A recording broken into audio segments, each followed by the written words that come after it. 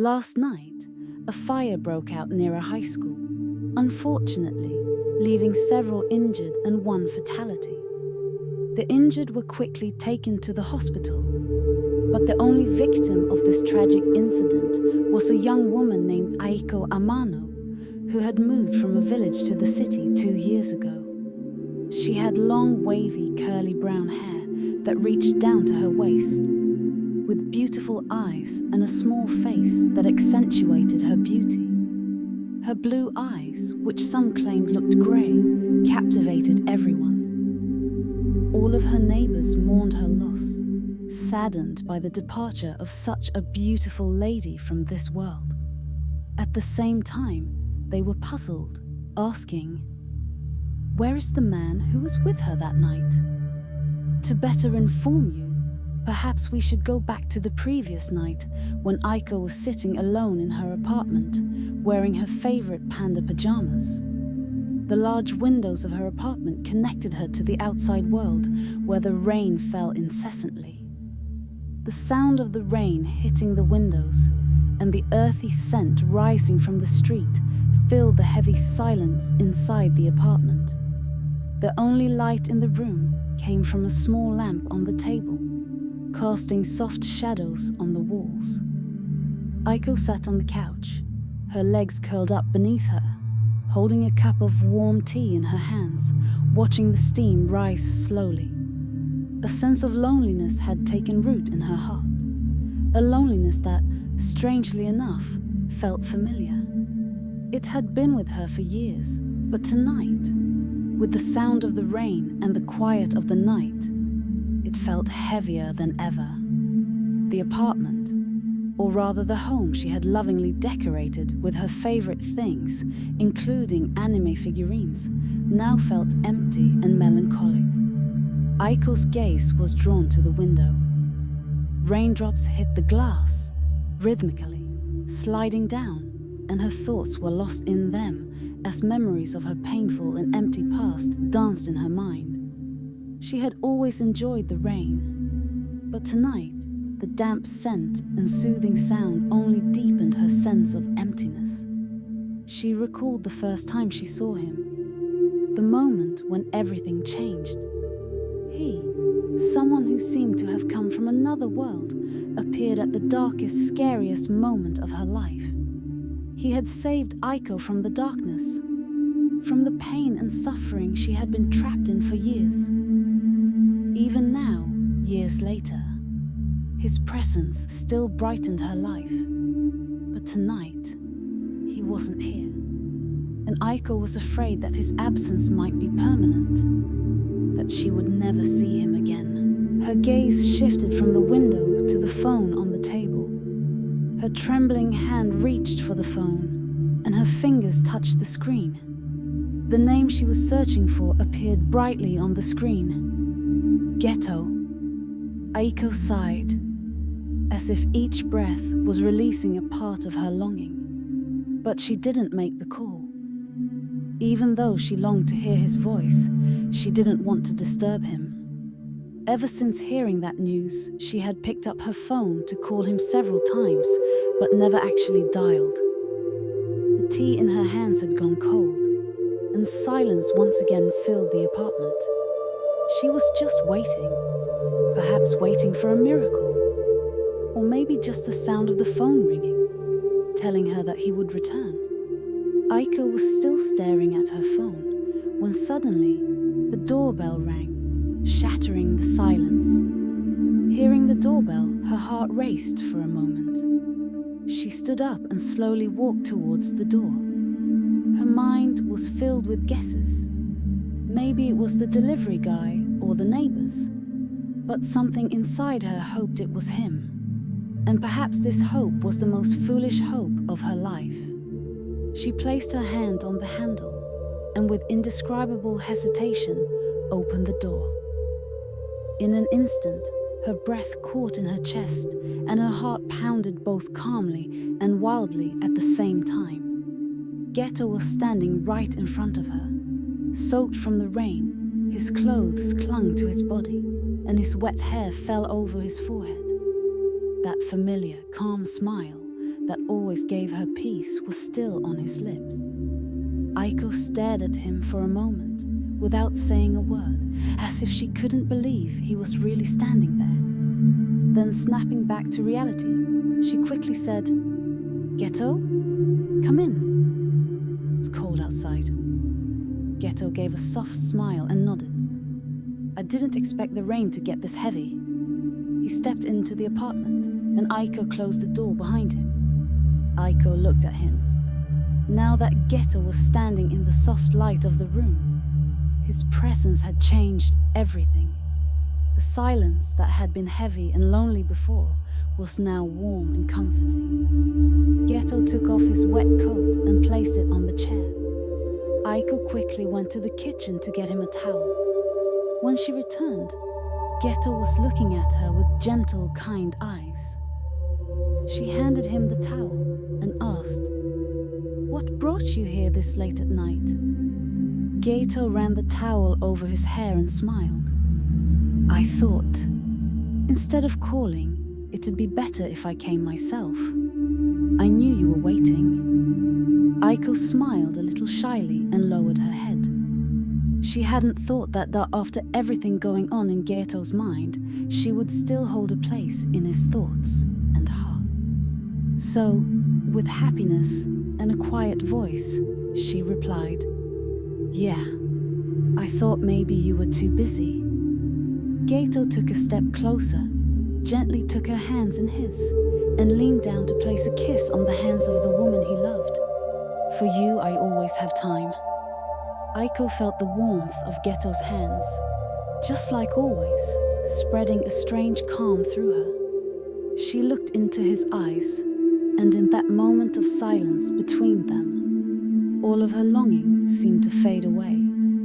Geto's eyes, filled with love and kindness as they stared directly at her, made Aiko feel an indescribable sense of happiness.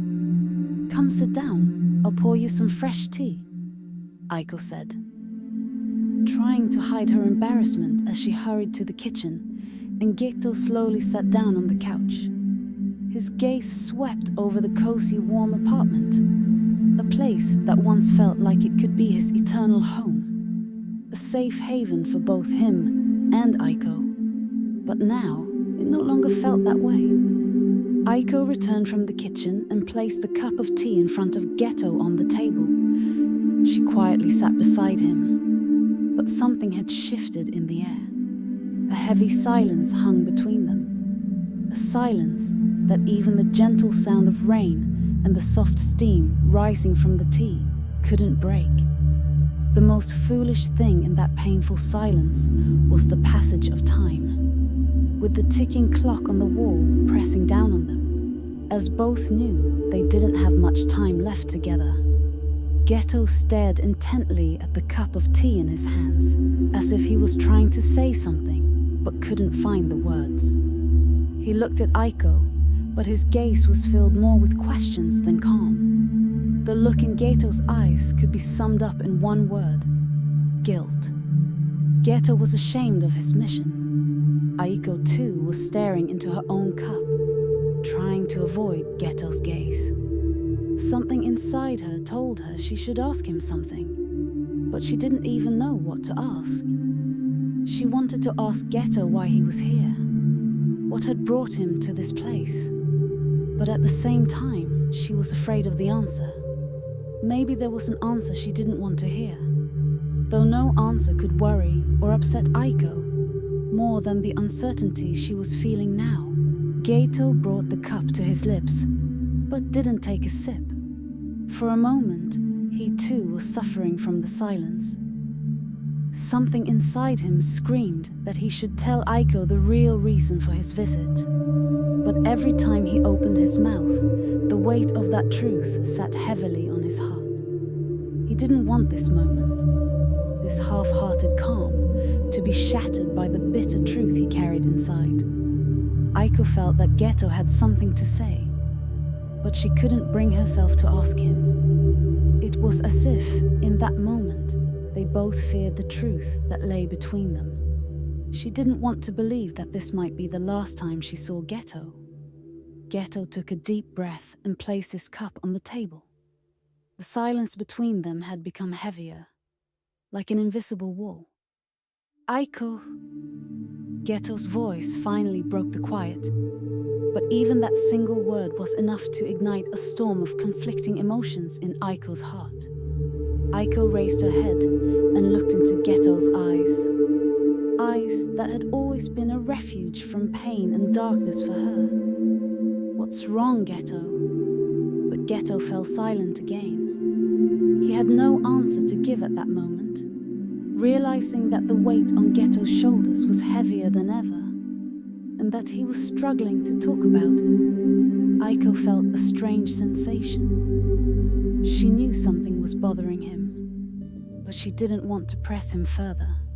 So, she tried to lighten the heavy atmosphere between them with a faint smile. "What's going on, Geto? Why do you look so serious?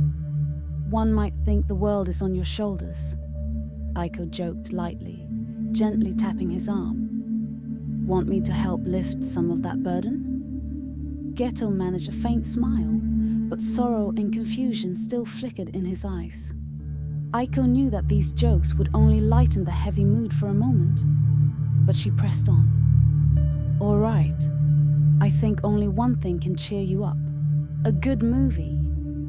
She moved toward the television and glanced back at Geto while browsing through the options. "You'd feel better if we watched a romantic movie. I think Titanic would be good, don't you?" Geto nodded in agreement. He knew that Aiko was trying to shift the mood, and he felt that perhaps this was the only thing that could alleviate some of the heaviness in his heart. The movie started, and Aiko settled onto the couch beside Geto. They both watched the film in silence. Titanic, with its romantic storyline and emotional scenes, transported them to another world. Throughout the movie, Aiko occasionally glanced at Geto and noticed that he seemed a bit more at ease. Geto also sensed that this silence was no longer burdensome. Instead, it was filled with the trust and intimacy that Aiko showed him. As the film reached its final scene and the Titanic sank, they sat in silence. Tears flowed down Aiko's cheeks. But Geto looked at her with a different expression.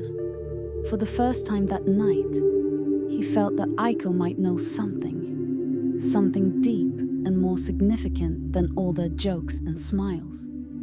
After the movie ended, Geto broke the silence with a calm and steady voice. "Aiko." Aiko slowly turned to him. "What's wrong?"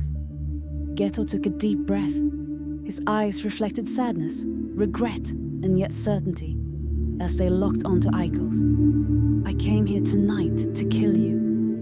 A heavy, sudden silence fell over the room. Aiko's heart stopped for a moment, but her gaze remained fixed on Geto.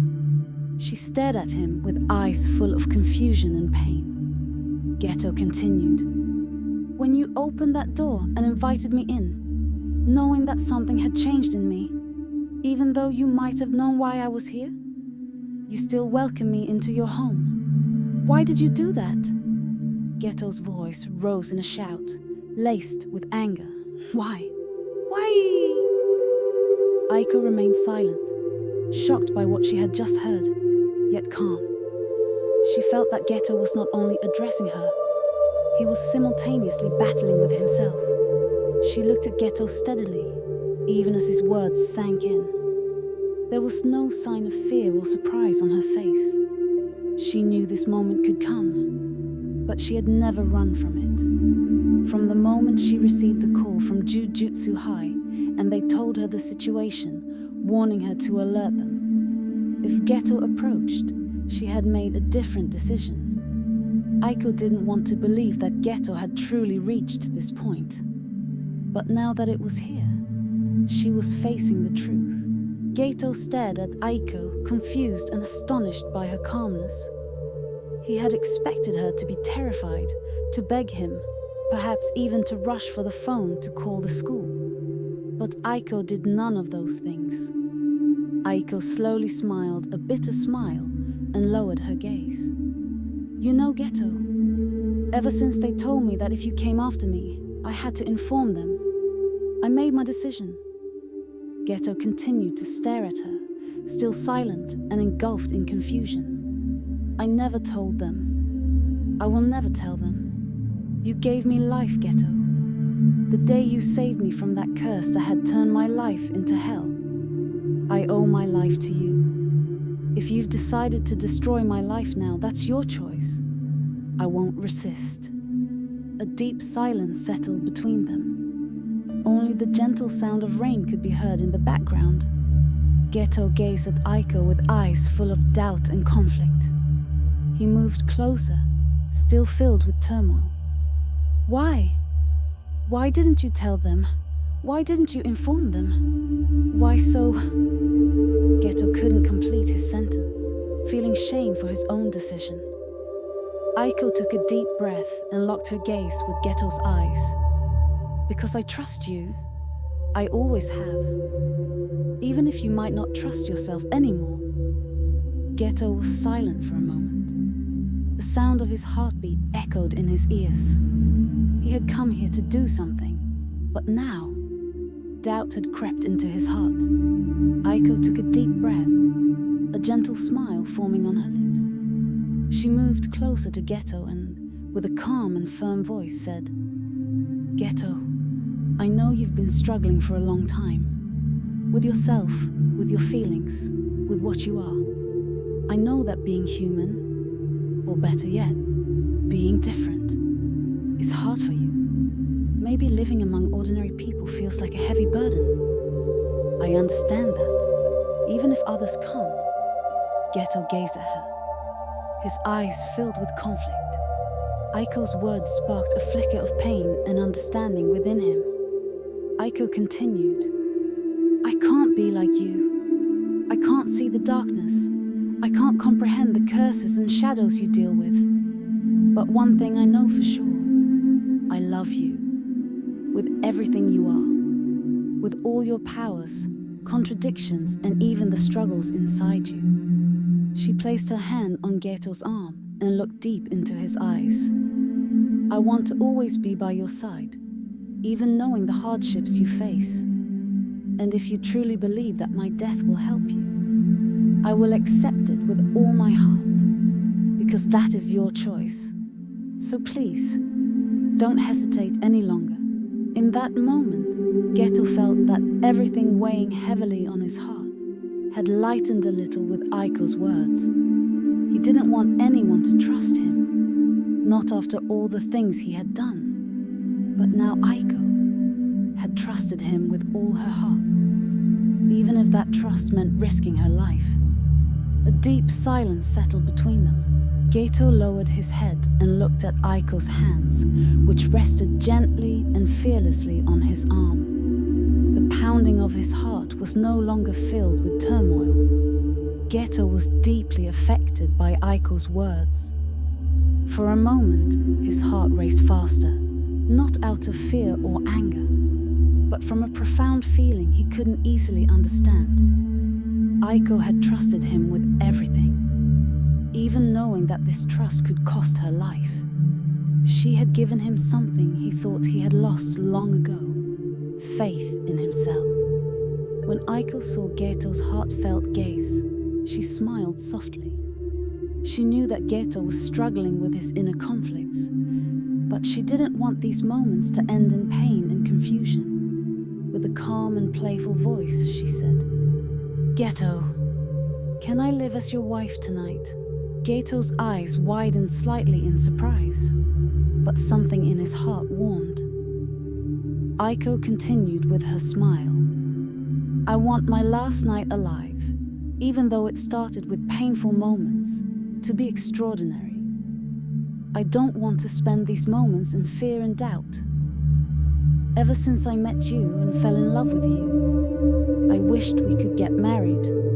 Then with a bit of hesitation and shyness, she continued, Now that I'm dedicating my life to my hero, shouldn't you at least fulfill one of my wishes? Geto stared at Aiko for a moment, speechless. Her words felt like a balm on the wounds of his soul, all his inner struggles. All the plans he had for this night faded with Aiko's words. He felt that maybe, just maybe, he could escape from all the darkness that flowed within him for just one night. He gently took Aiko's hand.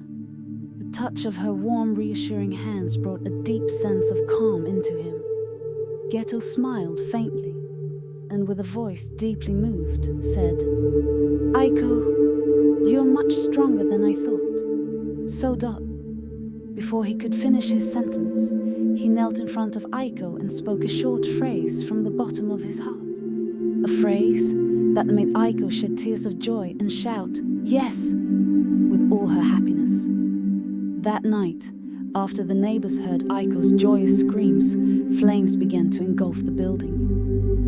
No one understood the torment Geto, Aiko's beloved and hero, endured alone. That night, while Aiko blissfully drifted into eternal sleep,